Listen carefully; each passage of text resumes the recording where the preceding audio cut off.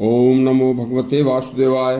देवराहा बाबा जैसी आत्मा शायद ही कभी धरती पर अब दोबारा हमारे सौभाग्य से आए। आज उनका एक उपदेश सुनिए। देवराहा बाबा जैसे महान संत संसार में कभी कभी पैदा होते हैं। कुंभ स्नान में बाबा भी हमेशा जाया करते थे, लेकिन कभी किसी की मोटर गाड़ी या रेलगाड़ी से नहीं, भक्तों को बता देते थे कि जाओ, हम आपको कल वहीं मिलेंगे। और अगले दिन नियत समय पर कैसे प्रयागराज, हरिद्वार या आदि जहां जहां कुंभ होता था कैसे पहुंच जाते थे, यह बात आज तक भी पता नहीं है। वहीं जाकर सबसे पहले साधु संतों को उपदेश देना उनका काम था।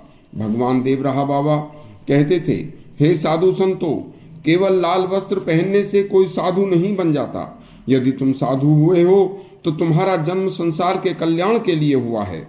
सभी प्रकार के सुख साधनों, धन, परिवार, कुटुंब, स्वाद का भोजन और सभी प्रकार के सुख साधनों की आसक्ति को त्याग कर हमेशा भगवान की भक्ति तथा स्वाध्याय करते हुए समय समय पर मानव कल्याण हेतु कार्य करने हेतु तुम्हारे व्यवहार से किसी को कष्ट न पहुंचे, ऐसा कार्य करने तथा खुद कष्ट सहकर भी दूसरों को दुख दूर करने का प्रयास करते रहने, सभी प्रकार के आडंबरों का त्याग करके निंदा या बड़ाई को अलग न समझते हुए सभी दोषों से दूर होकर नित्य अपने कार्यों को करते रहने के लिए ही तुम्हारा जन्म हुआ है।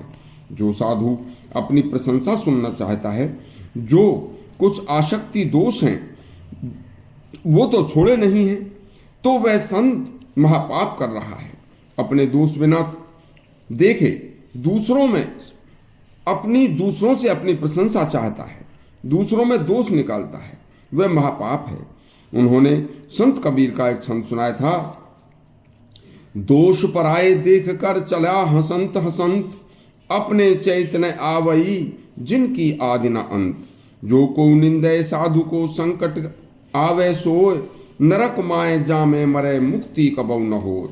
लोक विचारा निंदई जिन न पाया ज्ञान, राम नाम खेता रहे तिन्हीं न भावे आन।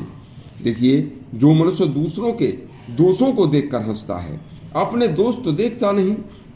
जो किसी सत्पुरुष की निंदा करता है उसे अवश्य ही संकट मिलेगा।